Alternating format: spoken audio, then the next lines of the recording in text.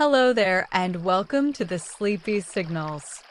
I'm so glad you've chosen to spend part of your evening, morning, or perhaps somewhere beautifully in between drifting off with me. Before we begin tonight's journey, I'd love to know, where in the world are you listening from, and what time is it for you right now? Let me know in the comments below. I'm always curious where these quiet little science stories are floating off to. And while you're there, if this video helps you relax, unwind, or even makes you smile softly before you slip into sleep, please consider giving it a like and subscribing to the channel. It really does help me keep making these dreamy, brain-tingling explorations for you. Now, tonight's tale is all about water. Ordinary, extraordinary water. It flows through our planet, our history, our cells, and even, quite possibly, our dreams. We'll follow its story from the cold vastness of space to ancient oceans and ice ages, through myths and empires, right up to the glass sitting beside your bed.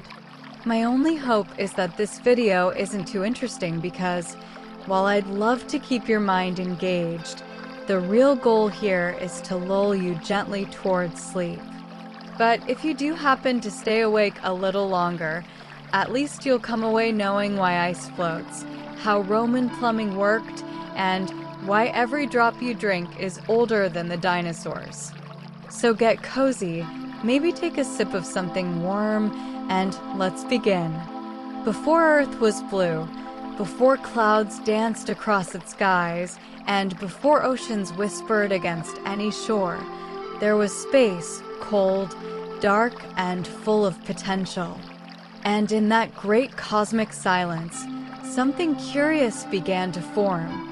Tiny, stubborn molecules of water, H2O, a simple combination of 2 hydrogen atoms and 1 oxygen atom, born not on our world, but in the vast, glowing furnaces of distant stars.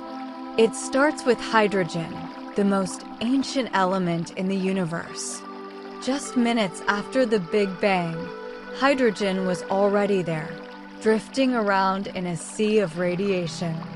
It's the lightest element and also the most plentiful. Think of it as the universe's go-to building block.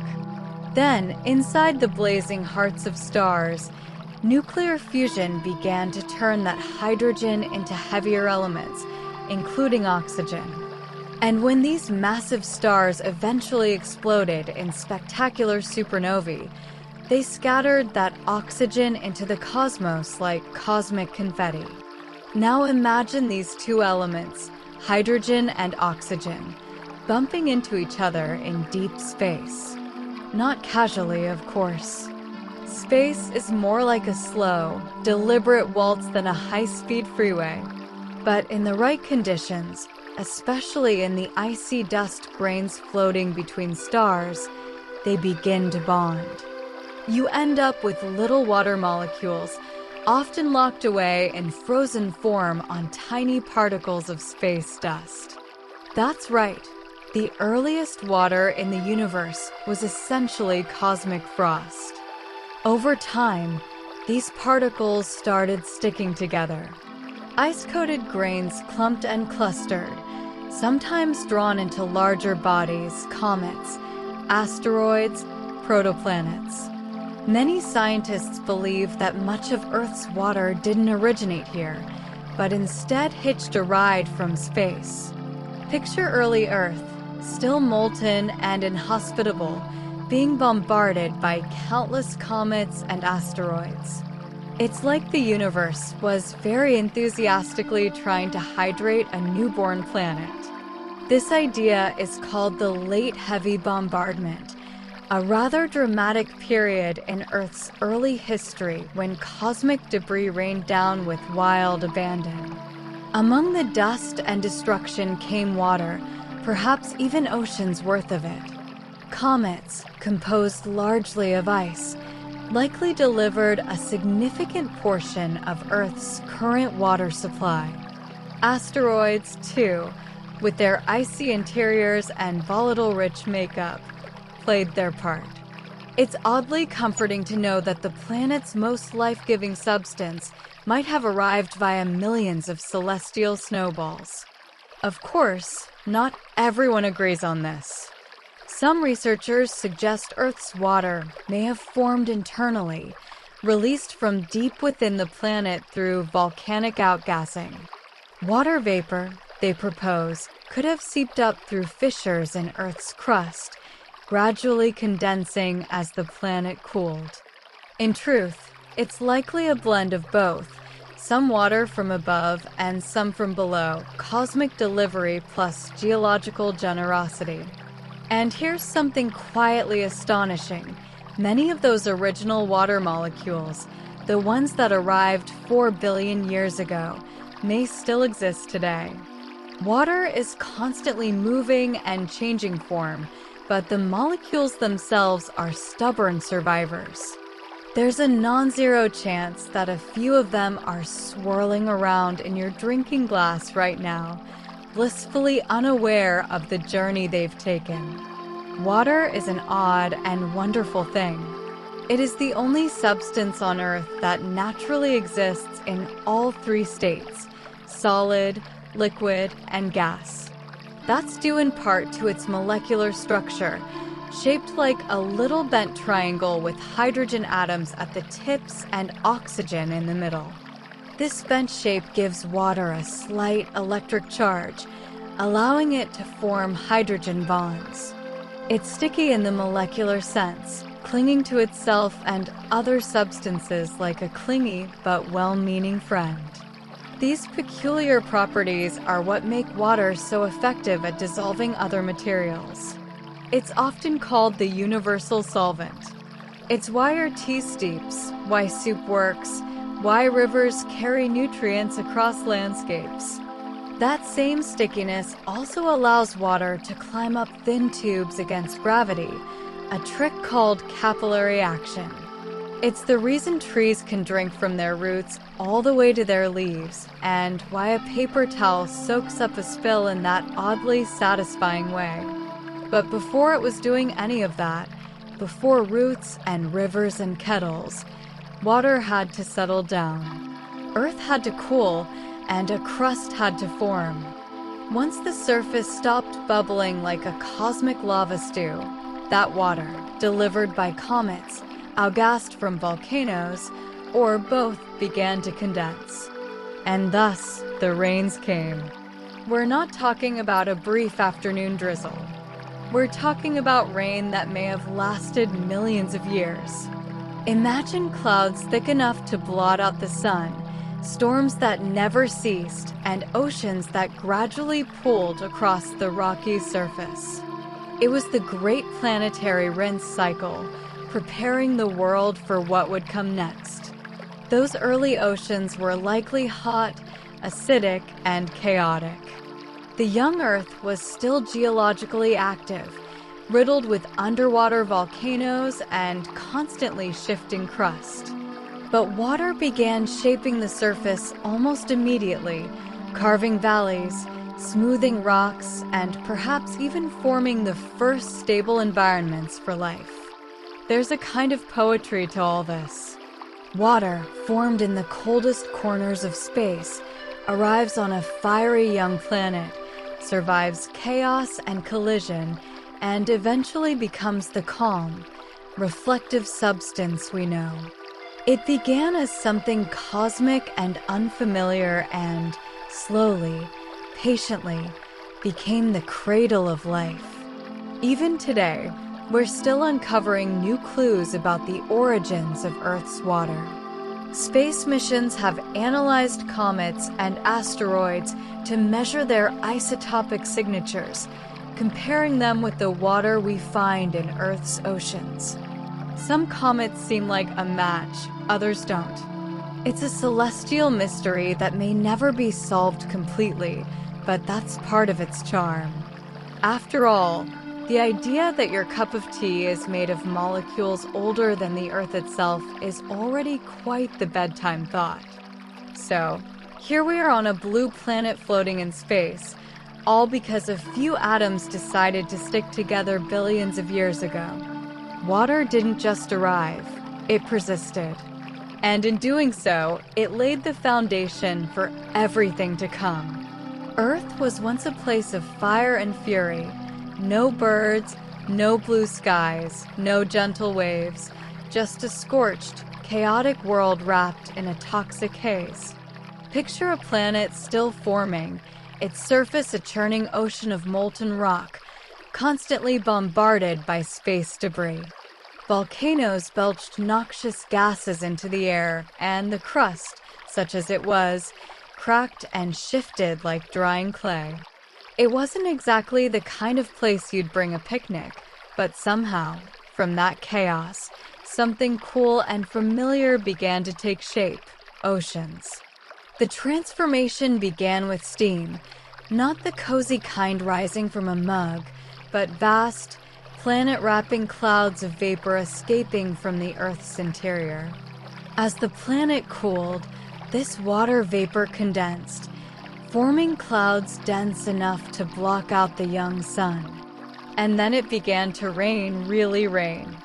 For millions of years, the deluge continued, water hammering down on barren rock, carving channels and pooling into the first great seas. Over time, these particles started sticking together. Ice-coated grains clumped and clustered, sometimes drawn into larger bodies, comets, asteroids, protoplanets.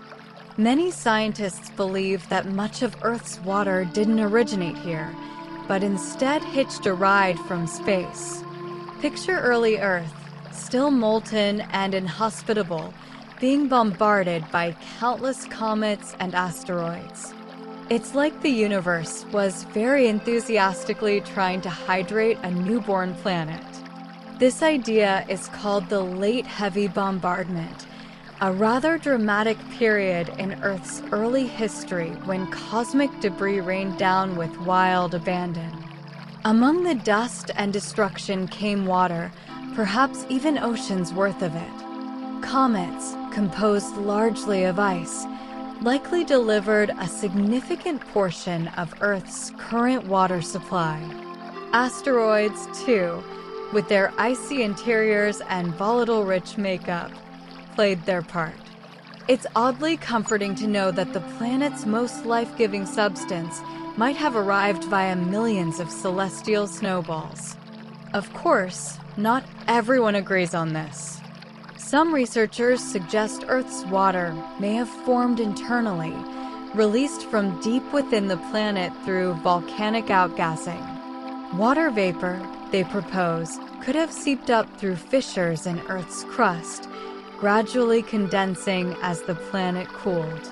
In truth, it's likely a blend of both, some water from above and some from below, cosmic delivery plus geological generosity. And here's something quietly astonishing. Many of those original water molecules, the ones that arrived 4 billion years ago, may still exist today. Water is constantly moving and changing form, but the molecules themselves are stubborn survivors. There's a non-zero chance that a few of them are swirling around in your drinking glass right now, blissfully unaware of the journey they've taken. Water is an odd and wonderful thing. It is the only substance on Earth that naturally exists in all three states: solid, liquid, and gas. That's due in part to its molecular structure, shaped like a little bent triangle with hydrogen atoms at the tips and oxygen in the middle. This bent shape gives water a slight electric charge, allowing it to form hydrogen bonds. It's sticky in the molecular sense, clinging to itself and other substances like a clingy but well-meaning friend. These peculiar properties are what make water so effective at dissolving other materials. It's often called the universal solvent. It's why our tea steeps, why soup works, why rivers carry nutrients across landscapes. That same stickiness also allows water to climb up thin tubes against gravity, a trick called capillary action. It's the reason trees can drink from their roots all the way to their leaves, and why a paper towel soaks up a spill in that oddly satisfying way. But before it was doing any of that, before roots and rivers and kettles, water had to settle down. Earth had to cool, and a crust had to form. Once the surface stopped bubbling like a cosmic lava stew, that water, delivered by comets, outgassed from volcanoes, or both, began to condense. And thus, the rains came. We're not talking about a brief afternoon drizzle. We're talking about rain that may have lasted millions of years. Imagine clouds thick enough to blot out the sun, storms that never ceased, and oceans that gradually pooled across the rocky surface. It was the great planetary rinse cycle, preparing the world for what would come next. Those early oceans were likely hot, acidic, and chaotic. The young Earth was still geologically active, riddled with underwater volcanoes and constantly shifting crust. But water began shaping the surface almost immediately, carving valleys, smoothing rocks, and perhaps even forming the first stable environments for life. There's a kind of poetry to all this. Water, formed in the coldest corners of space, arrives on a fiery young planet, survives chaos and collision, and eventually becomes the calm, reflective substance we know. It began as something cosmic and unfamiliar and, slowly, patiently, became the cradle of life. Even today, we're still uncovering new clues about the origins of Earth's water. Space missions have analyzed comets and asteroids to measure their isotopic signatures, comparing them with the water we find in Earth's oceans. Some comets seem like a match, others don't. It's a celestial mystery that may never be solved completely, but that's part of its charm. After all, the idea that your cup of tea is made of molecules older than the Earth itself is already quite the bedtime thought. So, here we are on a blue planet floating in space, all because a few atoms decided to stick together billions of years ago. Water didn't just arrive, it persisted. And in doing so, it laid the foundation for everything to come. Earth was once a place of fire and fury. No birds, no blue skies, no gentle waves, just a scorched, chaotic world wrapped in a toxic haze. Picture a planet still forming, its surface a churning ocean of molten rock, constantly bombarded by space debris. Volcanoes belched noxious gases into the air, and the crust, such as it was, cracked and shifted like drying clay. It wasn't exactly the kind of place you'd bring a picnic, but somehow, from that chaos, something cool and familiar began to take shape: oceans. The transformation began with steam, not the cozy kind rising from a mug, but vast, planet-wrapping clouds of vapor escaping from the Earth's interior. As the planet cooled, this water vapor condensed, forming clouds dense enough to block out the young sun. And then it began to rain, really rain. For millions of years, the deluge continued, water hammering down on barren rock, carving channels and pooling into the first great seas. Barren planet into a living one. And through it all, water wasn't just watching from the sidelines. It was absolutely essential to the entire performance. If you were to rewind Earth's clock to around 3.8 billion years ago, you'd find a very different world. The oceans were already present, stretching out beneath a still hazy sky. There were no continents as we know them, just scattered volcanic islands and seafloor spreading zones. But deep in the dark crevices of the sea, particularly around hydrothermal vents, something quietly astonishing was taking place. Here, amid mineral-rich plumes and boiling heat, the first forms of life may have emerged. These deep-sea vents offered a stable, energy-rich environment. Superheated water laced with iron and sulfur compounds gushed from the Earth's crust. It's not exactly where you'd expect life to show up, but it makes a weird kind of sense. The chemistry here is ideal for sparking complex reactions, and the temperature gradients provide natural energy sources, like plugging in a cell phone made of molecules. One leading theory, known as the hydrothermal vent hypothesis, suggests that these locations provided the perfect mix of heat, minerals, and water to foster the rise of life. Organic molecules could assemble on mineral surfaces, protected from harmful ultraviolet radiation by the ocean's depth. Over time, they may have formed membranes, primitive bubbles that trapped molecules inside. Once those bubbles could replicate and store information, they weren't just chemistry anymore. They were biology. Water made all of this possible. It's a solvent like no other, able to dissolve salts, sugars, gases, and all sorts of complicated organic molecules. That flexibility allows chemical reactions to take place quickly and efficiently, which is kind of the point of being alive. Without water, the first biochemical steps toward life would have been like trying to play chess without a board. There's nowhere for anything to go. Even now, every living cell relies on water. Inside you and in every tree, fish, mushroom, and bacterium, water is the setting for life's most important chemistry. Your blood, your sweat, your tears, they're all mostly water. And not just any water, but water that participates, facilitates, and, on occasion, complicates the reactions that keep you ticking. Water also has a hand in shaping molecules themselves.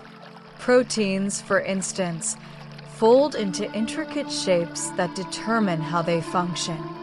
That folding depends on the watery environment around them. Some parts of the protein are drawn to water, while others hide from it. The result is a beautifully specific 3D structure, like origami, but slimier and much more useful. Without water, proteins wouldn't fold correctly. Without properly folded proteins, you don't get functioning cells. And without those, well, you're just a puddle of potential. Another water-dependent miracle, DNA. That famous double helix structure, the twisted ladder that holds the instructions for all living things, depends on water to maintain its shape and stability. The hydrogen bonds that connect the rungs of the ladder, those AD and CG pairings, rely on the properties of water to form and hold. Even the way DNA replicates itself is soaked in hydration. Enzymes that unzip the strands, copy the code, and stitch everything back together all work best in water-rich environments. So, it's not just that life uses water, life needs water, like bread needs heat or bedtime stories need a comfy pillow. Without it, life as we know it simply doesn't happen. Once those first life forms got going, they didn't stay tiny forever. Over time, single-celled organisms diversified. Some learned to harvest energy from the sun through photosynthesis, using water in the process. In fact, early photosynthesizers like cyanobacteria split water molecules to capture electrons, releasing oxygen as a waste product. That little chemical trick would go on to change the entire atmosphere. Imagine that. Water not only helped life begin, but was then broken apart by life, sparking the great oxidation event when oxygen levels in the air began to rise for the first time. It wasn't immediate, it took millions of years. But thanks to sunlight, carbon dioxide, and lots of ocean water, Earth's sky eventually turned blue, and the stage was set for more complex life. At some point, life got ambitious. Multicellular organisms began to appear, organisms with specialized cells that worked together. These organisms needed more than just water as a backdrop. They needed internal plumbing. They developed systems to move water around their bodies to carry nutrients, remove waste, and maintain balance. Even today, nearly every multicellular creature relies on a circulatory system where water is the main ingredient. Blood, sap, lymph, it's all essentially water with benefits. And then came the leap from water to land. That required some serious evolutionary creativity. Life had to figure out how to hold on to water in dry environments, how to breathe without gills, and how to reproduce without simply releasing eggs and sperm into the current. The first land plants developed waxy coatings to prevent dehydration. Animals evolved kidneys to recycle water and lungs to keep respiratory tissues moist. Every step onto dry land came with a splash of water behind it, as if life couldn't bear to leave its first home behind entirely. Even today, our connection to water is unshakable. Our bodies are mostly water, roughly 60% for adults, more if you're a newborn or particularly squishy. Our brains, our hearts, our muscles, every beat and breath depends on water to function. You could go for weeks without food, but just a few days without water and your body starts staging protests. And so, water remains the thread running through it all. From those mysterious hydrothermal vents to the cells in your skin, it connects every chapter of life's story, not just a setting, but a participant, a companion, a co-conspirator. It didn't just allow life to begin, it stuck around to help it thrive, adapt, and grow. Water is the original multitasker, the ever-patient collaborator, the quiet hero behind every heartbeat and every leaf on every tree. It's easy to forget in the rush of daily life just how miraculous this substance really is. But every time you take a sip, hear the rain against your window, or float in the sea, you're touching the same molecule that's been here since the beginning. And if it could talk, it would have quite the story to tell. It's easy to imagine Earth as a stable, predictable place. The continents sit quietly where they are, rivers run politely to the sea, and oceans more or less stay where we've drawn their borders on maps. But rewind the clock, and you'll see a very different picture, one of constant motion, shifting waters, and dramatic climate swings. Earth's history is not a gentle trickle. It's a rushing, roaring saga of floods, freezes, and fantastical inland seas. And through it all, water has remained the ever-moving artist, reshaping the planet again and again. To begin this watery journey, let's dive into the ice ages, not just one, mind you. There have been many. Earth has cycled through periods of intense cold for hundreds of millions of years. These aren't the kind of winters where you dig out your wool socks and complain about the heating bill.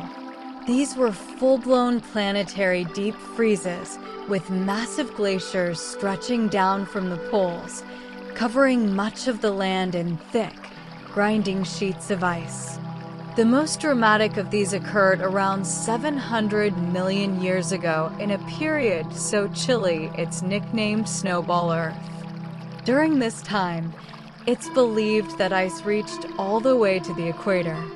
The oceans froze over, continents were locked under glaciers, and sunlight reflected off the white surface, making things even colder. It was the kind of weather that would make even penguins say, you know what? Let's migrate south. How does something like this even happen? Well, it turns out water plays a central role. When temperatures begin to fall, more snow and ice accumulate. Ice is very reflective. It bounces sunlight back into space instead of absorbing it. This creates a feedback loop. More ice means more reflection, which means even colder temperatures, which leads to even more ice. Once that cycle starts, it can be hard to stop. Earth doesn't have a thermostat, but if it did, water would be the one constantly fiddling with the dial. But just as water helps freeze the planet, it also helps thaw it. During these deep freezes, volcanic activity didn't stop. Carbon dioxide continued to seep into the atmosphere from eruptions, slowly building up. Since there were no plants or liquid oceans to absorb it, the CO2 levels skyrocketed. Eventually, this greenhouse gas trap caused the planet to warm again, melting glaciers, freeing the oceans, and throwing Earth back into a warmer phase. Cue the Great Melt. These thaw periods weren't gentle springtimes. They were cataclysmic releases of water. Glaciers melted at a staggering rate, pouring water across the land, carving valleys, and raising sea levels dramatically. Imagine entire continents shedding ice like winter coats, releasing floodwaters that reshaped landscapes. In a matter of years, rivers roared, lakes burst their banks, and the seas surged forward, claiming new territory. One spectacular example of glacial power is the formation of the Great Lakes in North America. These vast bodies of water were carved out by glaciers during the last ice age, around 10,000 to 20,000 years ago. As the ice advanced, it scraped away soil and rock, deepening valleys. When it eventually retreated, meltwater filled the newly formed basins, giving us the lakes we know today. That peaceful canoe ride in Ontario? Think a 2-kilometer thick wall of moving ice. But glaciers didn't just shape lakes. They also created enormous inland seas. At the end of the last ice age, North America held one of the largest freshwater lakes ever to exist, Lake Agassiz. Bigger than all the modern Great Lakes combined, it stretched across parts of what are now Canada and the northern United States. When its ice dams eventually broke, the resulting floods were unimaginably vast. One such release, known as the Laurentide Outburst Flood, is thought to have temporarily disrupted ocean currents and possibly even climate patterns across the globe. It's one of those moments in history where a lake decided it was tired of being a lake and wanted to see the world very quickly. And this wasn't just a North American phenomenon. Inland seas have appeared and disappeared across every continent. In the Mesozoic era, for example, large parts of Europe and central North America were underwater. The western interior seaway split North America in two, turning it into a pair of islands with a warm, shallow sea in between. If you'd lived back then, you could have taken a leisurely swim from what's now Texas to the Dakotas, assuming you didn't mind sharing the water with giant marine reptiles. These inland seas weren't static ponds. They expanded and contracted with changing climates, tectonic shifts, and sea levels. Water moved as continents drifted, as mountain ranges rose, and as polar ice waxed and waned. Rivers changed course, deserts bloomed into oases, and what was once seabed became mountaintop. Even now, many desert regions show signs of a wetter past. The Sahara, for example, was once green and dotted with lakes. Around 10,000 years ago, it hosted human settlements along what are now dry basins.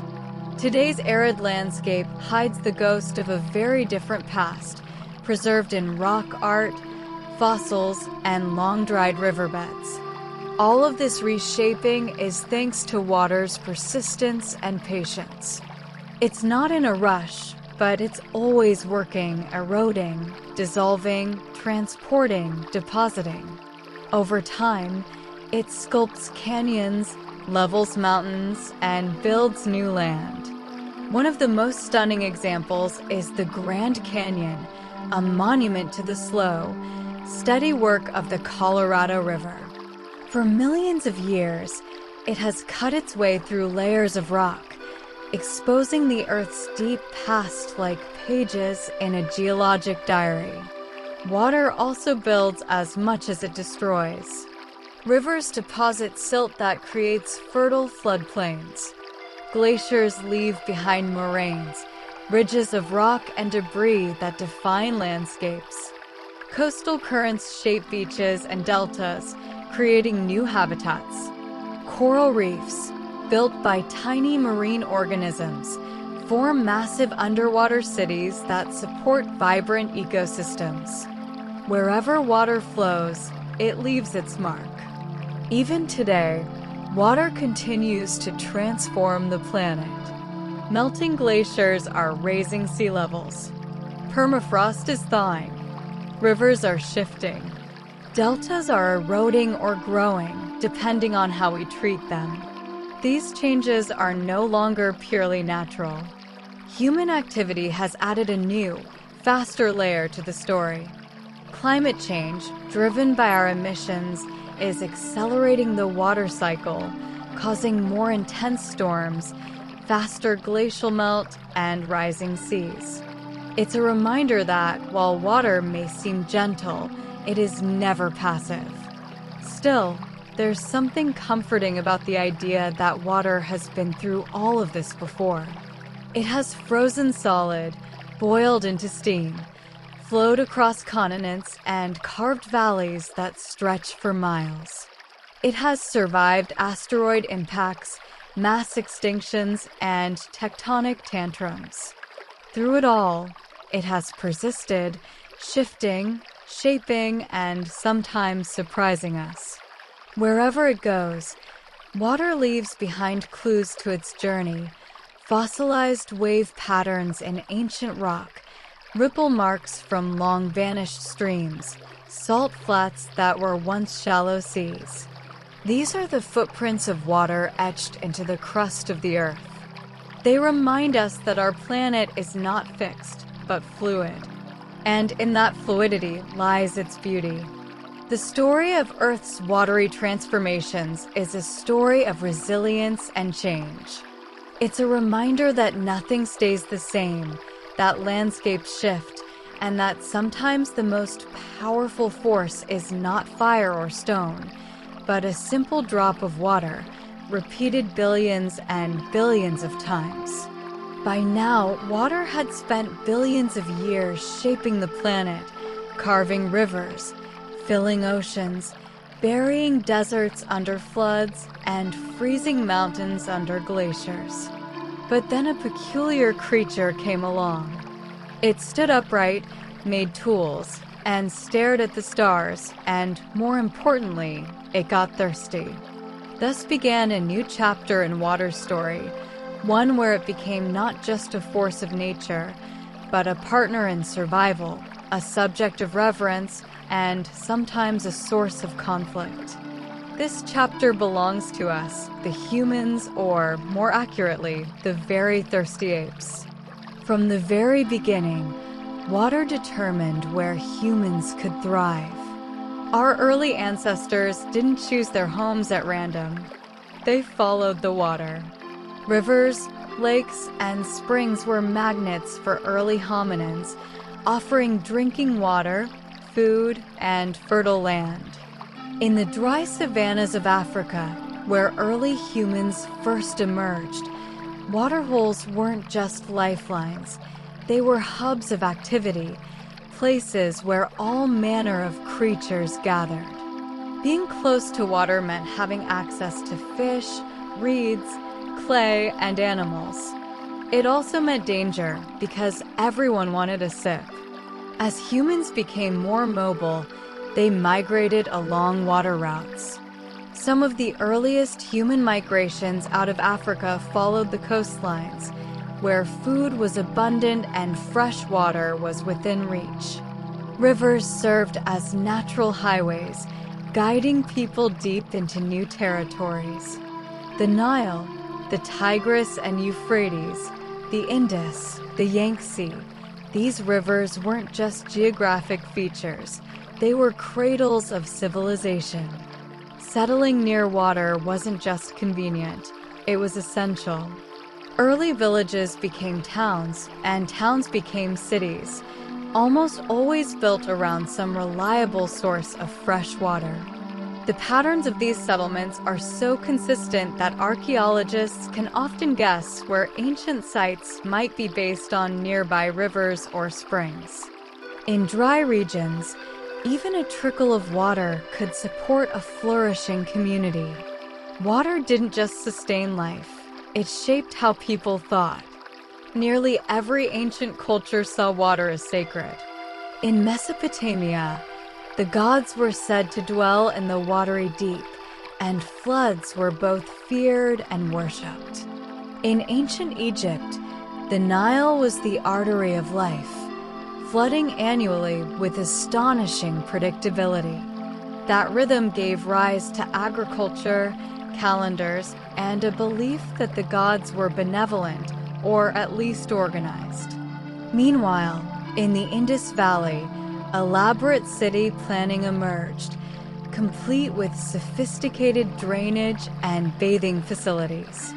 The people of Mohenjo-Daro, for example, constructed the Great Bath, a public pool surrounded by brick colonnades, complete with steps and a drainage system.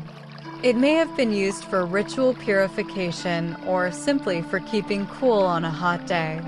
Either way, it shows that humans weren't content to just drink water. We wanted to live with it comfortably, thoughtfully, and with at least a little bit of ceremony. Water also became the center of myths and origin stories. In many cultures, water came first, primordial oceans from which the world emerged. In Hindu cosmology, the world floats on a vast cosmic ocean. In Greek mythology, the god Oceanus circled the earth like a watery belt. In the Bible, Genesis begins with darkness over the surface of the deep. There's something universally resonant about water being there before anything else, silent, vast, unknowable. But while water gave life, it also took it away. Ancient people knew this well. Floods were common, especially for civilizations nestled in fertile river valleys. These floods could be nurturing, depositing rich silt that made agriculture possible, or they could be catastrophic, washing away homes, livestock, and lives. The Epic of Gilgamesh, one of humanity's oldest known stories, includes a flood narrative eerily similar to the one later found in the Bible. It seems that wherever humans lived, water was both a gift and a warning. To harness its power, humans got clever. They dug wells, built canals, and constructed reservoirs. Early irrigation systems allowed farmers to water crops even when the rain didn't come. In places like Mesopotamia and Egypt, this led to agricultural surpluses, which meant fewer people needed to spend all day hunting or foraging. That freed up time for other pursuits, like building temples, writing poetry, or inventing taxes. Civilization, in other words, began to bloom around puddles, pools, and ditches. As societies became more complex, so did their water needs. You couldn't have a bustling city without fresh water and a way to remove waste. Enter some of humanity's earliest sanitation systems. The Minoans on Crete built stone aqueducts and indoor plumbing. The people of the Indus Valley had public sewers and private bathrooms long before most of Europe knew what a toilet was. Where there was water management, there was usually health, order, and a certain sense of calm. And where there wasn't, well, history is full of cities brought low by drought, contamination, or poor planning. Trade, too, depended on water. Rivers and seas became commercial arteries. Boats carried goods, people, and ideas across vast distances. The Nile connected distant Egyptian settlements. The Tigris and Euphrates linked the cities of Sumer and Akkad. Later, the Mediterranean would become a superhighway of cultural exchange, with water acting as the invisible thread tying together Greeks, Phoenicians, Egyptians, and Romans. The portability of water, or rather, its resistance to being easily portable, also drove innovation. Carrying water is hard. It's heavy, it sloshes, and it doesn't stay fresh forever. Early humans used gourds, skins, pottery, and hollowed-out logs to move it. But large-scale transport was tricky. That challenge pushed societies to build aqueducts, develop better storage systems, and eventually invent plumbing networks. And all the while, humans grew more attached to water's less practical qualities. We swam in it for joy. We bathed in it for purification. We sat beside rivers to reflect, to write poetry, or to toss in small stones and make wishes. Water became emotional, even spiritual. It's no coincidence that so many rituals involve it. Baptisms, ablutions, tea ceremonies, sacred baths. To touch water was to connect with something ancient, something eternal. It's also worth noting that water began to influence language and thought. In many cultures, words for river are among the oldest known in their respective languages. The flow of time is often compared to the flow of water. We say emotions well up, people go with the flow, and history runs deep. Even our metaphors are hydrated. Yet despite all this reverence, we didn't always live in harmony with water. As cities grew, rivers were diverted, wetlands drained, and wells overused. In some places, water became a source of tension. Neighboring communities squabbled over access to springs or irrigation rights. Control over water often meant control over land, power, and survival. And while humans could channel water to their benefit, they could never quite tame it. When floods came or wells dried up, people were reminded that they were never fully in charge. Still, there's something remarkable about our species' relationship with water. We didn't invent it. We didn't create it, but we learned to follow it, worship it, use it, and live by it. We built our homes beside it. We passed down stories about it. And we learned, generation after generation, that where there is water, there is life. Even now, in our hyper-connected, electrified world, that lesson remains true. The coffee in your mug, the shower you took this morning, the cells in your skin, each one is part of a tradition stretching back through eons, a tradition written not on paper or stone, but carried gently by the current. Water, after all, doesn't just remember the past. It is the past, moving quietly through the present and preparing to shape whatever comes next. Water has always had a bit of flair for the dramatic. But when humans got involved, it truly entered its architectural phase. We started building, channeling, diverting, and storing it with an obsession that would impress even the most determined beaver.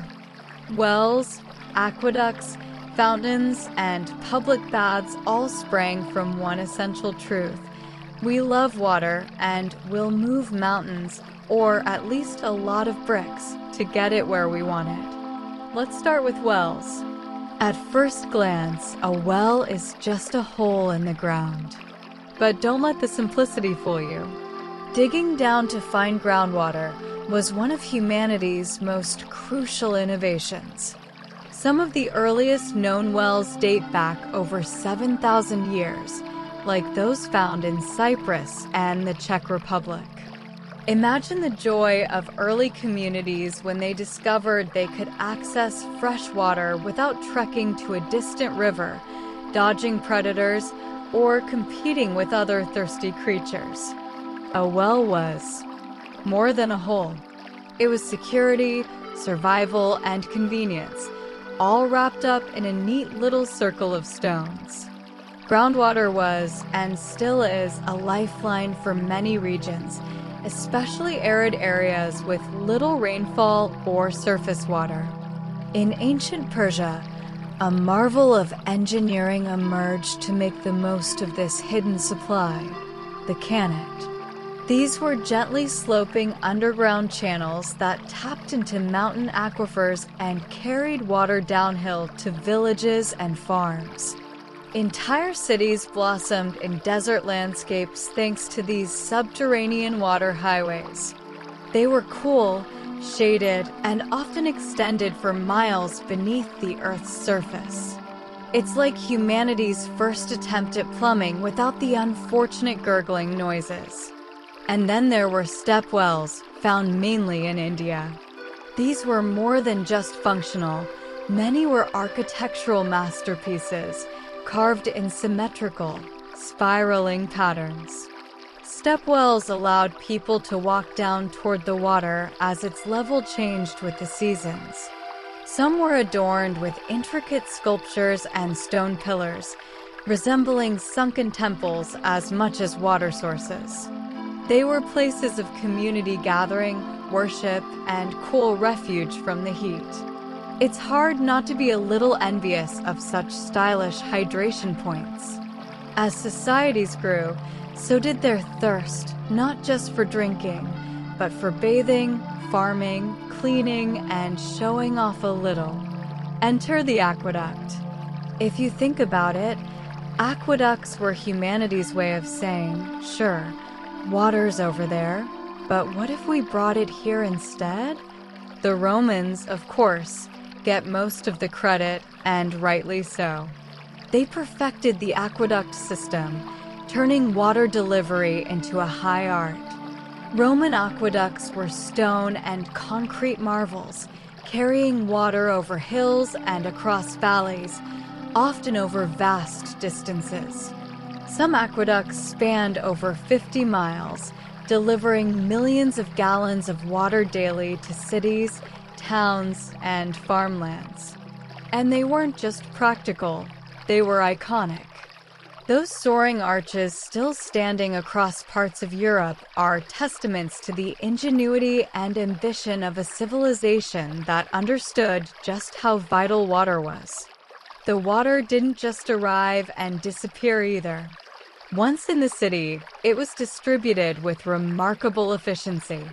Lead and terracotta pipes carried it into homes, fountains, and, most famously, public baths.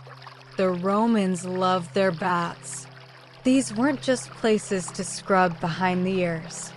They were social hubs, cultural centers, and architectural statements.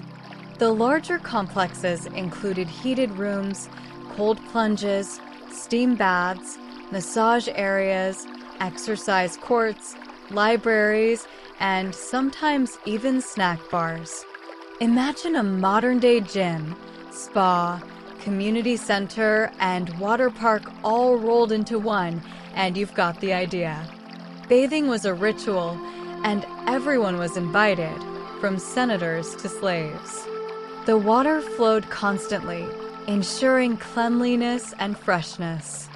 Engineers designed clever drainage systems so wastewater didn't stagnate or spread disease. It was a public good, funded by the state, and symbolized the Roman commitment to hygiene and civic life. If you were lucky enough to live in a city with aqueducts, your daily routine might include a long soak, some light gossip, and a surprisingly good lunch. But it wasn't just the Romans who elevated water infrastructure. The ancient Greeks had elaborate fountain houses and water clocks. The Chinese developed canals and irrigation systems that turned the Yellow River into a tool for agriculture and transport. In the Americas, the Inca engineered mountain aqueducts and terraced fields, using gravity to channel water with incredible precision. Wherever humans lived, they found ways to work with water, to bend it, store it, and celebrate it.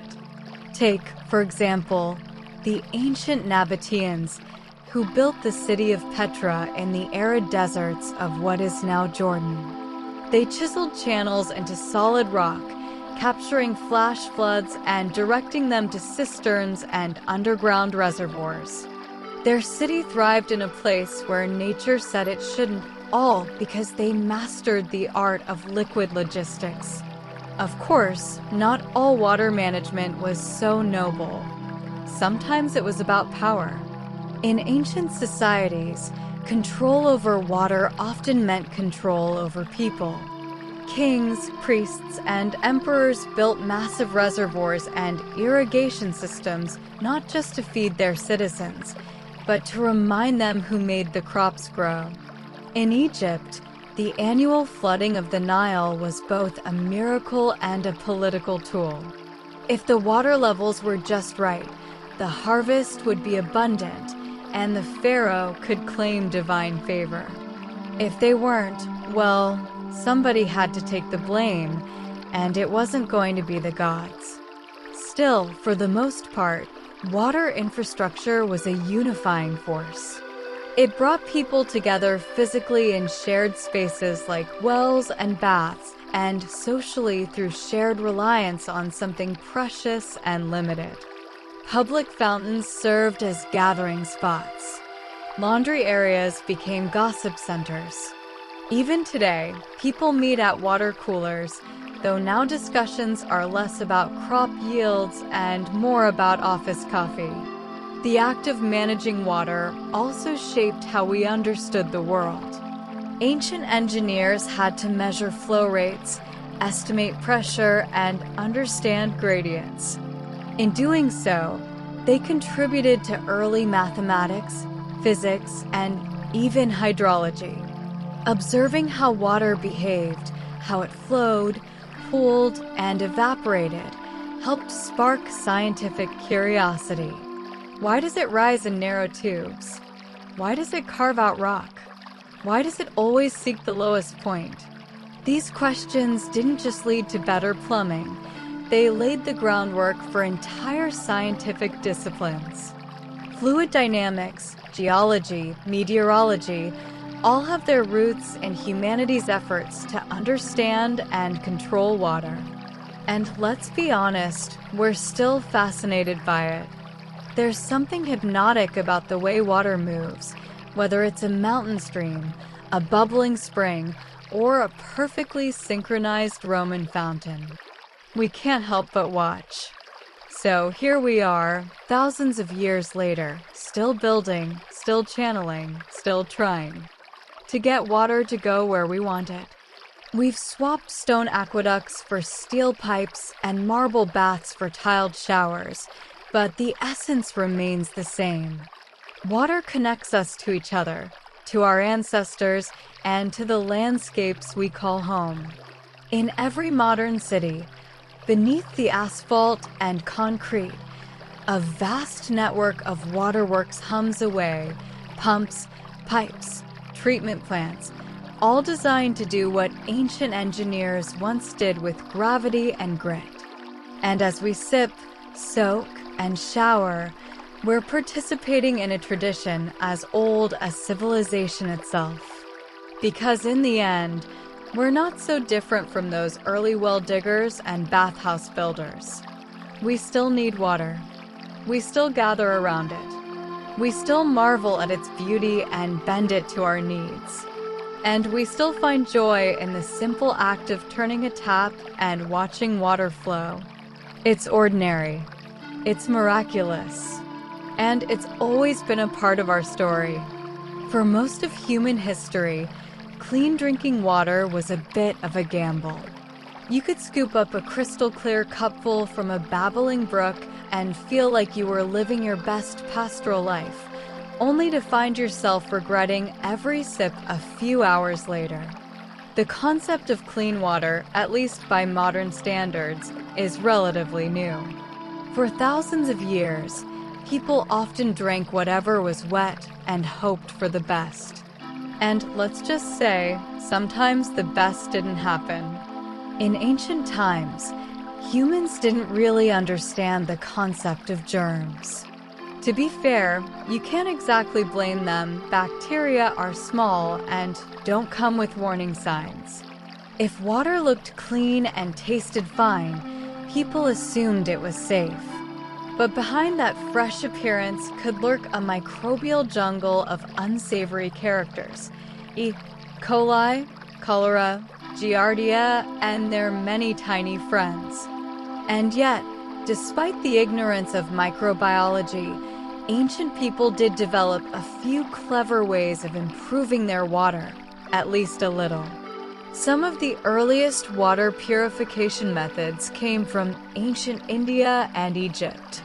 Texts from India dating back nearly 2,000 years describe techniques such as boiling, sun exposure, and filtering water through cloth or sand. The Sanskrit text Sushruta Samhita mentions placing water in copper vessels and filtering it with charcoal, methods that modern science now recognizes as genuinely effective. Copper has antimicrobial properties, and charcoal can absorb impurities. Not bad for a pre-germ theory civilization. The ancient Egyptians used alum, a compound that causes particles in water to clump together and settle out. It's still used today in modern water treatment. They also believed in the power of boiling, straining, and even praying over water, covering all the bases just in case. In Greece and Rome, public fountains and aqueducts provided relatively fresh water, but sanitation wasn't always top-notch. While wealthy Romans had running water and private baths, sewage systems didn't always keep up with demand. And let's not forget the pipes, many of which were made of lead. Yes, lead. It's possible that Roman elites were unknowingly dosing themselves with tiny amounts of neurotoxin every time they had a sip or took a bath. Not exactly the most refreshing thought. Meanwhile, in medieval Europe, water's reputation took a serious nosedive. Rivers and wells, once central to city life, became dumping grounds. Human waste, animal remains, and industrial runoff flowed freely into water sources. By the 14th century, many urban rivers were so polluted that people referred to them with grim nicknames. London's river fleet was known for its black and noisome stench. It wasn't just dirty, it was deadly. Faced with undrinkable water, many Europeans turned to a somewhat boozy solution: beer and wine. These beverages, especially when diluted, were considered safer than water. The alcohol content and boiling during brewing helped kill off pathogens. Monasteries became centers of brewing, and even children drank what was called small beer a week, low-alcohol version designed to hydrate without the hangover. Water was for washing, sometimes brewing, definitely, and occasionally floating waste downstream. But even beer couldn't save cities from the public health crises that would eventually erupt. By the 19th century, rapidly growing industrial cities like London, Paris, and New York faced a crisis. Overcrowding and poor waste disposal turned rivers and wells into breeding grounds for disease. One particularly gruesome example was the Great Stink of London in 1858, when a hot summer turned the Thames into a foul, reeking slurry. The smell was so overpowering that it halted parliamentary sessions. Lawmakers had to soak curtains in lime and vinegar just to breathe. The smell was awful, but the consequences were worse. Cholera outbreaks swept through cities, killing tens of thousands. For years, the prevailing theory was miasma, the idea that diseases were caused by bad air. People believed the stink itself was deadly, so they burned incense and held perfumed handkerchiefs to their noses, unknowingly ignoring the real culprit: contaminated water. And then came one of the most quietly revolutionary moments in medical history. In 1854, during a cholera outbreak in London, a physician named John Snow conducted a study of the cases. He famously mapped the infections and traced them to a single public water pump on Broad Street. After persuading officials to remove the pump handle, the outbreak slowed dramatically. It wasn't definitive proof, but it was a powerful hint that water, not air, was to blame. Dr. Snow's work laid the foundation for the modern understanding of waterborne diseases and the need for clean water systems. Soon after, major cities began investing in proper sewage systems and water treatment facilities. Engineers like Joseph Bazalgette designed vast underground networks to carry waste away from drinking water sources. The invention of sand filtration, followed by chlorination in the early 20th century, transformed water from a health hazard into something safe, reliable, and downright miraculous. Chlorination, in particular, was a game changer. By adding tiny amounts of chlorine to water supplies, municipalities could kill off most harmful bacteria and viruses. It was cheap, effective, and scalable. Within a few decades, it had saved millions of lives. The once unthinkable idea of turning on a tap and drinking straight from it became a standard part of life in many countries. Of course, clean water didn't reach everyone equally. In many parts of the world, access to safe drinking water remained a challenge. And in some places, it still is. Even today, billions of people lack reliable access to clean water, and waterborne diseases remain a leading cause of death, especially for children. But progress continues.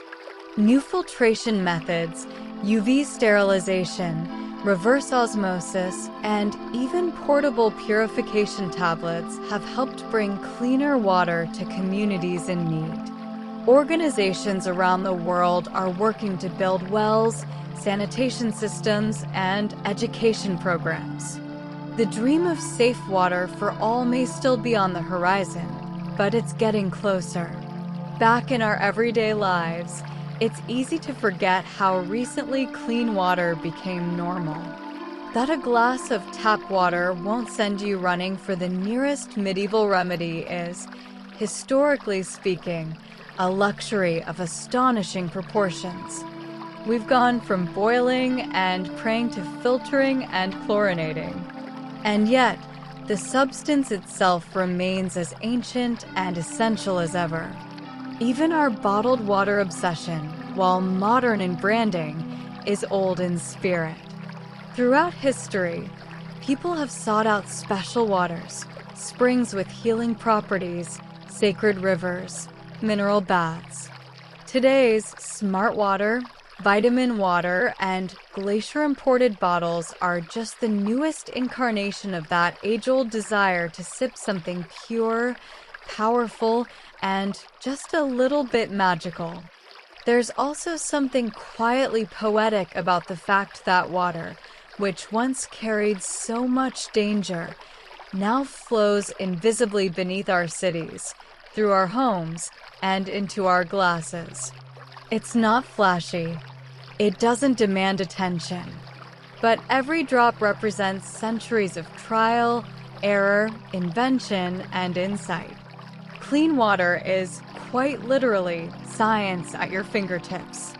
So, next time you take a drink, pause for just a second. That water, clear, cold, and safe, didn't get there by accident. It's the product of generations of ingenuity, from copper pots and boiling fires to underground pipes and UV rays. And if you can enjoy it without fear, you're part of one of humanity's greatest quiet achievements, all from a simple sip. Water may look simple, clear, tasteless, odorless, but beneath its quiet surface lies a scientific marvel. It's not just wet stuff that fills lakes and glasses. It's a chemical masterpiece with a personality all its own. If water were a person, it'd be the one who never makes a scene but holds the whole party together, versatile, reliable, quietly dramatic. H2O is the unsung hero of chemistry, physics, and biology alike. Let's start with the basics. One oxygen atom, two hydrogen atoms, bound together in a neat little V shape. That's it, H2O. But that angle, roughly 104.5 degrees, gives water some of its most important characteristics. It creates a polar molecule, meaning one end near the oxygen has a slight negative charge, while the other end with the hydrogens carries a slight positive charge. This uneven distribution of charge makes water sticky at the molecular level, able to form hydrogen bonds with other water molecules and a wide range of other substances. This molecular stickiness is responsible for some of water's most remarkable traits. Take surface tension, for example. Water molecules at the surface don't have other water molecules pulling on them from above, so they cling more tightly to those around them, creating a kind of invisible skin. That's why small insects like water striders can glide across ponds without sinking. It's also why water forms droplets rather than flattening out into little puddles of disappointment. Then there's cohesion, the tendency of water molecules to stick to each other, and adhesion, the tendency to stick to other materials. Together, these properties give rise to capillary action, the reason water can defy gravity and move upward through tiny spaces. It's how trees and plants draw water from their roots all the way to their leaves. Picture it, millions of trees performing daily miracles just so their leaves don't wilt, all thanks to water's clingy tendencies. Water also has a high specific heat capacity, meaning it takes a lot of energy to raise its temperature. This is a good thing, an excellent thing, actually, because it helps stabilize Earth's climate. Large bodies of water, like oceans and lakes, absorb and store heat, releasing it slowly over time. This moderates temperature extremes, making coastal areas more temperate and life more bearable for everything from polar bears to palm trees. Without water's heat buffering abilities, Earth would experience wild temperature swings between day and night, summer and winter. You'd need a parka, a swimsuit, and possibly a spacesuit just to survive a single week. But water doesn't just store heat, it also moves it. Ocean currents act like conveyor belts, transporting warm water from the equator toward the poles and cold water back again. This process, known as thermohaline circulation, plays a critical role in regulating global climate patterns. The Gulf Stream, for instance, brings warm water from the Gulf of Mexico across the Atlantic, giving much of Western Europe its relatively mild weather. Without it, places like London might feel a lot more like Labrador. Then there's water's ability to dissolve things. It's often called the universal solvent, not because it dissolves everything. Try dunking your headphones in it, but because it dissolves more substances than any other liquid. This is due to its polarity. The positive and negative ends of water molecules can surround and separate ions and molecules, breaking them apart and carrying them off into solution. This is how salt dissolves in soup, how nutrients travel through your bloodstream, and how coffee, blessed coffee, draws flavor from the bean. Speaking of weird things water does, let's talk about ice. Most substances become denser as they freeze, but water does the opposite. Ice floats. That's not just a quirky party trick, it's crucial for life on Earth. When water freezes, its molecules arrange themselves into a crystalline structure that takes up more space than in liquid form. That expansion makes ice less dense, so it floats on top of liquid water instead of sinking. If ice sank, winter would be a death sentence for aquatic life. Lakes and ponds would freeze from the bottom up, trapping fish and other organisms beneath ever-thickening layers of ice.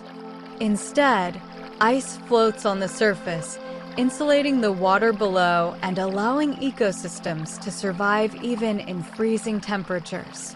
It's a bizarre anomaly, but a very fortunate one. Water is also essential for the chemistry of life itself. Many biochemical reactions can only happen in water-based environments. Inside your cells, enzymes rely on the fluid medium to meet their molecular dance partners. Proteins fold into their functional shapes in watery surroundings. DNA's double helix is stabilized by interactions with water molecules.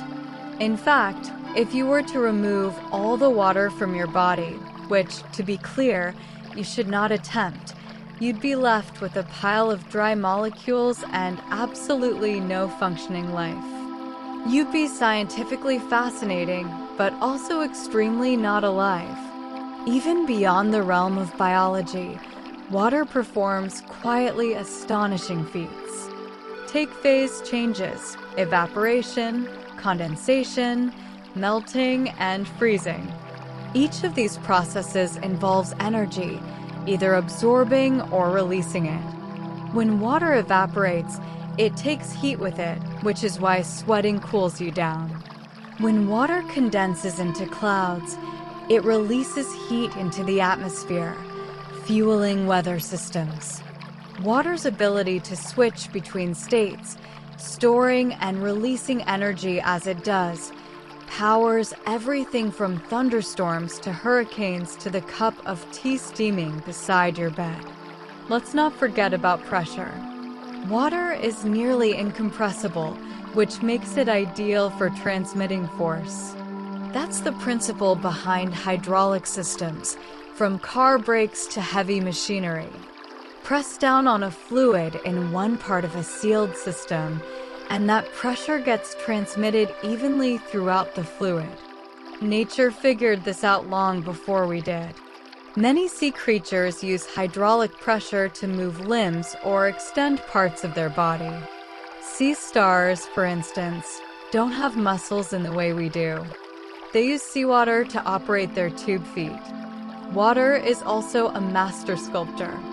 Over time, it carves canyons, shapes coastlines, and hollows out caves. With just persistence and patience, it turns solid rock into sand. Rivers slice through mountains. Raindrops wear down statues. Even glaciers, frozen water, slowly creeping across the land, grind valleys into U-shapes and leave behind lakes and moraines. Give water enough time, and it'll rearrange the landscape like a quiet artist working on an endless canvas. And here's a final oddity to ponder. Water is one of the only substances that reaches its maximum density not at its freezing point, but at 4 degrees Celsius. That means cold water sinks until it hits 4 degrees Celsius. Below that, it starts rising again as it gets ready to become ice. This property plays a role in lake turnover, a seasonal phenomenon that helps circulate nutrients and oxygen. In spring and autumn, water layers shift and mix, keeping aquatic ecosystems healthy. Again, a quiet miracle, nature doing maintenance work with elegant precision. Something so simple in formula, water is endlessly complex in behavior. It bends rules. It holds things together. It nourishes, cools, erodes, and flows. We walk through its vapor, drink its liquid, skate on its solid form. It is everywhere, always changing, always vital. And yet, despite its abundance, water remains deeply mysterious. Scientists are still uncovering new quirks about its molecular structure, how it behaves under extreme conditions, and why it seems to defy expectations in so many delightful ways. So, the next time you hold a glass of water in your hand, remember, you're not just holding a drink. You're holding a substance that stores the sun's heat, sculpts mountains, fuels your cells, and suspends insects on its surface. It's ancient. It's ordinary. It's astonishing. And it's never just water. Water is always on the move. Even when it looks still, a calm lake at dawn, a drop clinging to a leaf, or a cloud hanging weightlessly in the sky, it's shifting, cycling, transforming. This constant motion isn't random. It's one of nature's most elegant and efficient systems, the hydrological cycle, also known as the water cycle. It's a planetary ballet in which every molecule takes part, moving from ocean to sky to land and back again, over and over, for billions of years. Let's start at the beginning, or rather, one of many beginnings, evaporation.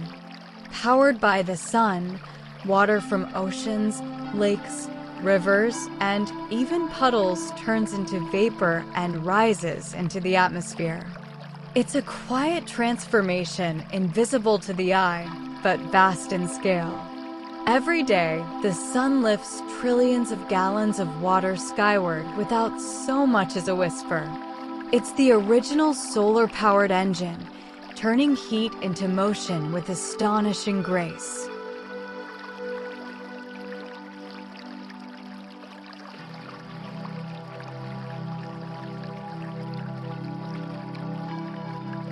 But water doesn't just evaporate from open bodies of water. It also escapes through the leaves of plants in a process called transpiration. Together, evaporation and transpiration are known as evapotranspiration, a word that sounds a bit like a magical spell and, in a way, acts like one. Trees, grasses, and even the moss in your backyard are subtly exhaling moisture into the air, feeding the sky with vapor one breath at a time. As water vapor rises, it cools.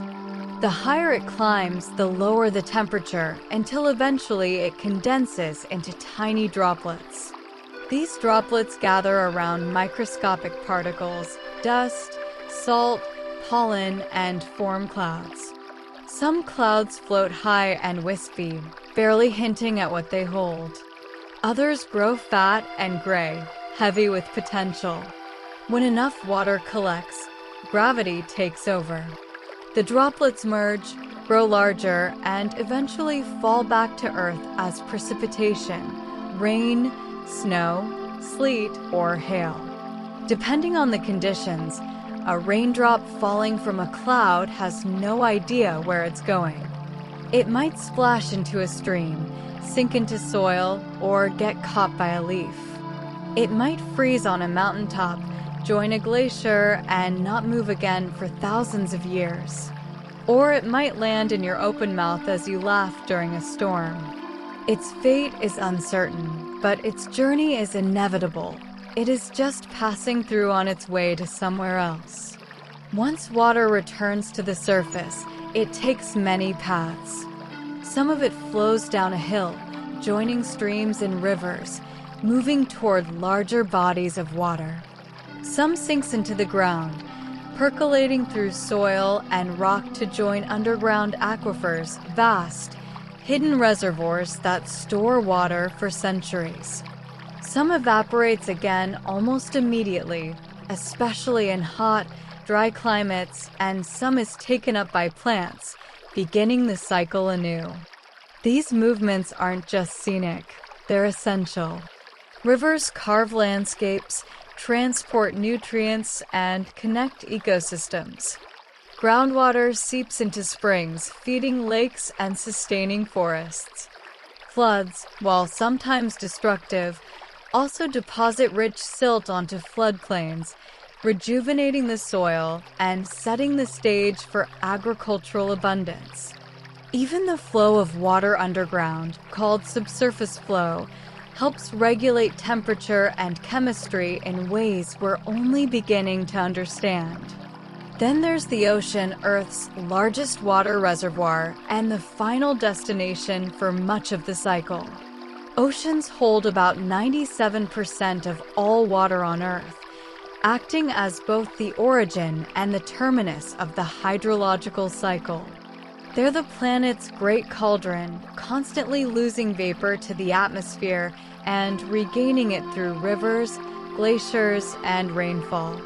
Ocean currents, driven by wind, temperature, and salinity, help distribute heat across the globe, influencing weather and climate far beyond the shoreline. Take, for instance, the El Niño Southern Oscillation, a periodic shift in Pacific Ocean temperatures that can alter weather patterns around the world. Or the Indian monsoon, a seasonal wind system driven in part by the difference in temperature between land and sea. These aren't isolated weather quirks. They are intricate dances between ocean and atmosphere, choreographed by water and its endless cycle. The hydrological cycle is not a closed loop. It's more like a symphony of loops playing all at once. Water molecules don't travel in straight lines. They meander, linger, rise, and fall, freeze, and thaw. Some complete the cycle in days. Others take centuries. A single molecule might fall as rain, evaporate again within hours, or be locked in polar ice for millennia. The timelines vary, but the cycle never truly stops. Water's journey through the cycle is also a cleaning process. As it evaporates, impurities are left behind, creating vapor that's essentially pure. That's why rainwater, at least in its earliest moments, is so clean. Of course, as it falls through the atmosphere, it can pick up pollutants, everything from dust to industrial emissions. So, what starts as pristine can become less so by the time it reaches the ground. This is one reason why rain in heavily polluted areas can turn acidic, damaging plants, buildings, and aquatic life. Still, the system is remarkably self-correcting. Wetlands filter runoff before it reaches rivers. Soil absorbs and breaks down contaminants. Forests slow erosion and help regulate moisture. Nature has built-in safeguards, living filters, and buffers that help keep the water cycle in balance. When those systems are healthy, the cycle is resilient. When they're damaged, the effects ripple outward. Human activity has a big influence here. Deforestation reduces transpiration and changes rainfall patterns. Urban development covers permeable ground with pavement, leading to more runoff and less infiltration. Overuse of groundwater can lower aquifer levels faster than they can recharge. Climate change, driven by greenhouse gas emissions, is intensifying parts of the cycle, making storms stronger, droughts longer, and snowpacks less predictable. Warmer air holds more moisture, which means when it rains, it often pours. At the same time, changes in temperature affect how and when snow melts, altering the flow of rivers and the availability of water downstream. Glaciers, the slow-release savings accounts of the water cycle, are shrinking, affecting everything from drinking supplies to sea levels. Despite these challenges, the water cycle remains one of Earth's most beautiful systems. It's incredibly dynamic yet elegantly balanced. It connects every living thing, from the smallest moss on a shaded rock to the tallest tree in the Amazon. It links oceans and deserts, mountaintops and meadows, weather and geology. Every drop of water you touch has been part of this cycle, rising, falling, flowing, freezing, and rising again. Even your own body participates. You're made of water, about 60% of you, give or take. The water you drink becomes part of your blood, your sweat, your breath. Eventually, it returns to the environment, continuing the cycle. You are, quite literally, a temporary stop along a molecule's infinite route. The next time you see fog curling along a hillside, frost forming on a window pane, or rain splattering against the pavement, think of it not as weather, but as choreography. Water is dancing between states, between locations, between lifetimes. It has been doing this since before the first fish swam or the first fern unfurled. It will continue long after we're gone, weaving itself through time and space with quiet determination. So much of life depends on this silent movement, this rising, condensing, falling, and flowing. The hydrological cycle is not just a system, it's a story, one that plays out across continents and centuries, written in clouds and rivers, puddles and glaciers. There's something quietly miraculous about turning on a tap and watching clean, clear water flow out. No hunting for a spring, no boiling over a fire, no straining it through cloth or charcoal. Just a twist of the wrist, and there it is ready to drink, to cook with, to wash, to fill a bathtub, or brew a cup of tea.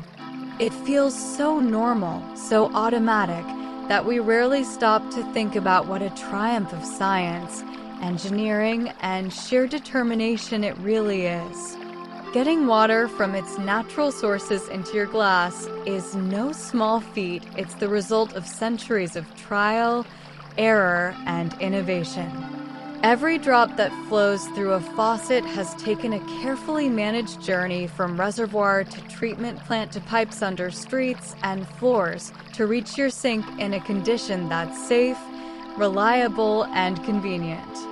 It's a behind-the-scenes story of invisible infrastructure and unsung systems, all working in harmony to meet one of humanity's most basic needs. Let's begin at the source.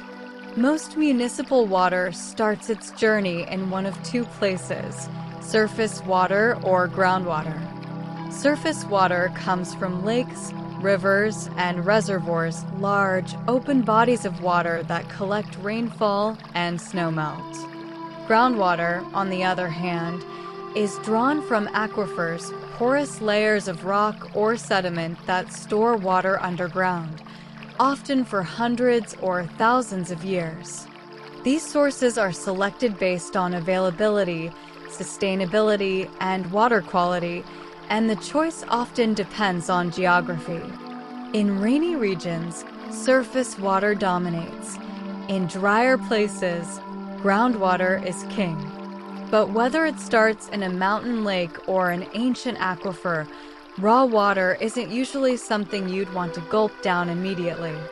It may contain dirt, algae, bacteria, or tiny bits of whatever the local birds and deer were up to.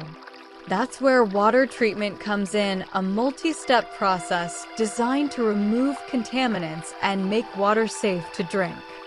The journey typically begins at an intake point, a structure that draws water from the source and channels it to a treatment facility. There, it undergoes several stages of purification, starting with screening. Large debris like leaves, sticks, and wayward tennis balls are filtered out through grates or mesh screens. Then comes coagulation and flocculation, which sound like complex spells from a wizard's handbook, but are actually just clever chemistry. In this stage, chemicals called coagulants, often aluminum or iron salts, are added to the water. These coagulants cause small particles to clump together into larger ones called flocks. These flocks are easier to remove and start to settle out of the water.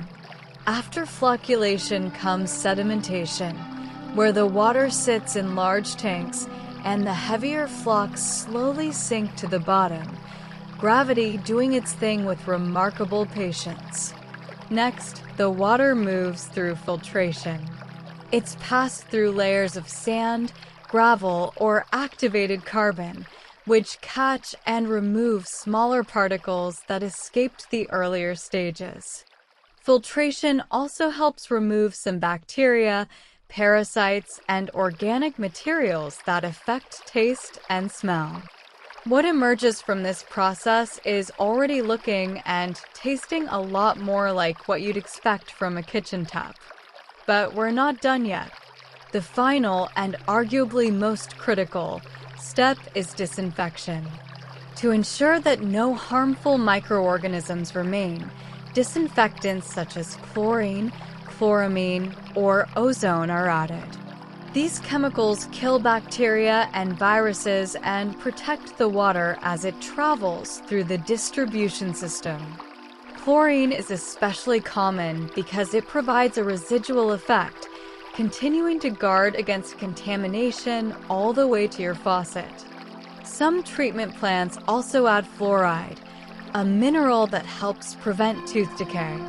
While the practice has sparked debate in some circles, it's widely endorsed by dental and public health organizations as a safe and effective measure to improve oral health, especially in children. With treatment complete, the clean water is ready to enter the distribution system, a vast underground maze of pipes, pumps, valves, and storage tanks. Some of these pipes are ancient, relics from earlier eras of infrastructure, while others are brand new, made of corrosion-resistant materials and monitored by digital sensors. Together, they form a hydraulic network that delivers water to homes, schools, hospitals, factories, and fire hydrants. Maintaining this system is a constant effort. Engineers monitor pressure levels, track water quality, and repair leaks, all to ensure that water not only arrives where it's needed, but arrives safely. In many cities, pressure zones are carefully designed so that water flows efficiently, even uphill or across large areas. Booster stations add pressure where needed, and storage tanks help balance supply and demand, especially during peak usage hours. And then, finally, the moment arrives. You open the tap, and out it comes clean, clear, life-sustaining water. It's the end of the line for that particular journey, but only for a moment. Because after you've used it, water continues on its path, flowing down drains into sewers and eventually to wastewater treatment facilities, where it's cleaned again before being released back into nature. In some places, it's even purified enough to be reused for irrigation, industrial processes, or even drinking, a concept known as water recycling or toilet to tap, though marketers understandably prefer less vivid terminology. Of course, not all water is tap water. Bottled water is a multi-billion-dollar industry, promising purity, flavor, and sometimes a vague sense of prestige. Some bottled water is spring-fed or drawn from artesian wells, Others are simply filtered municipal tap water with fancier labels. While bottled water can be a convenient option, especially in emergencies or areas with compromised water systems, its environmental footprint, plastic waste, transportation emissions, and resource use has raised concerns. Reusable bottles and public refill stations offer a more sustainable alternative for many people. In some parts of the world, access to clean, safe drinking water remains a daily challenge. Communities without infrastructure rely on wells, rainwater collection, or long treks to distant sources. In rural areas of sub-Saharan Africa or parts of South Asia, collecting water is often a time-consuming task, disproportionately shouldered by women and children. Lack of access doesn't just affect hydration, it impacts health, education, and economic opportunity. To address these challenges, a variety of technologies are being deployed. Gravity-fed water systems, solar-powered pumps, and low-cost filtration devices are helping bring safe water to remote areas. Desalination, which removes salt from seawater, is becoming more common in arid regions, though it remains energy-intensive. Meanwhile, smart sensors and real-time monitoring are making urban water systems more efficient and resilient in the face of population growth and climate change.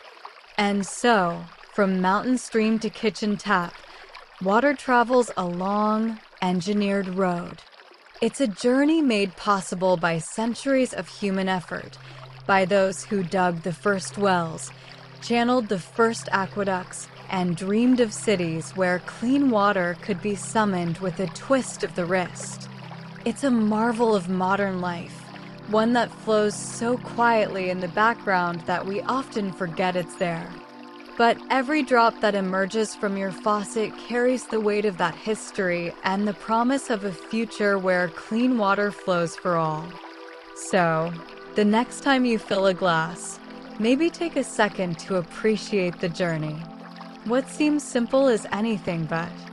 It's the end of one cycle and the beginning of another, clear, cool, and utterly extraordinary. Water has been a patient and generous companion to humanity, flowing freely from rivers, tumbling down from skies, rising from wells with quiet reliability. But in recent years, something has shifted. That once assumed abundance is now showing signs of strain.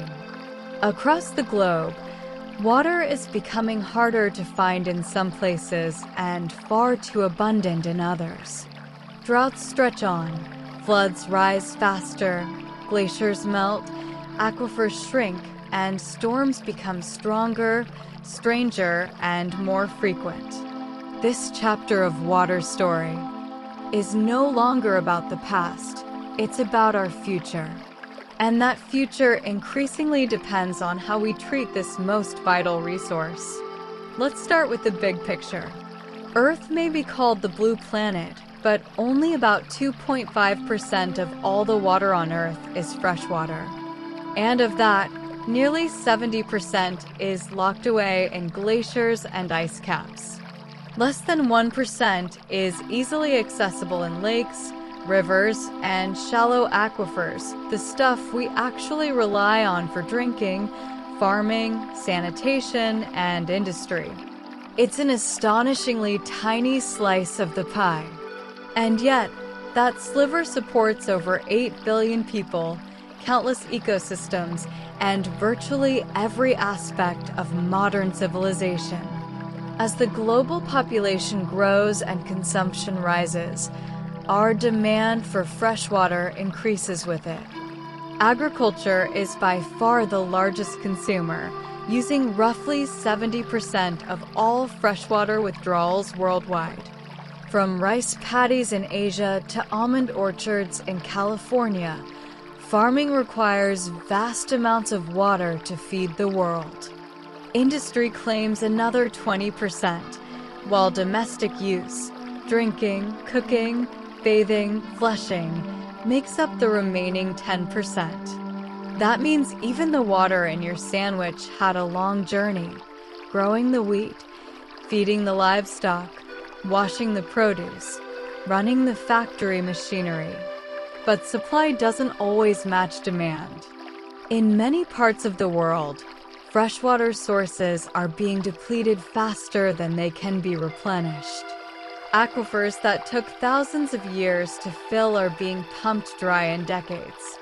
The Ogallala Aquifer in the central United States, one of the largest in the world, has been heavily drawn down to support agriculture.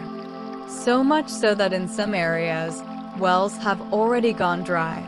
In India, groundwater levels are falling dramatically due to overuse and weak regulations, threatening water access for millions.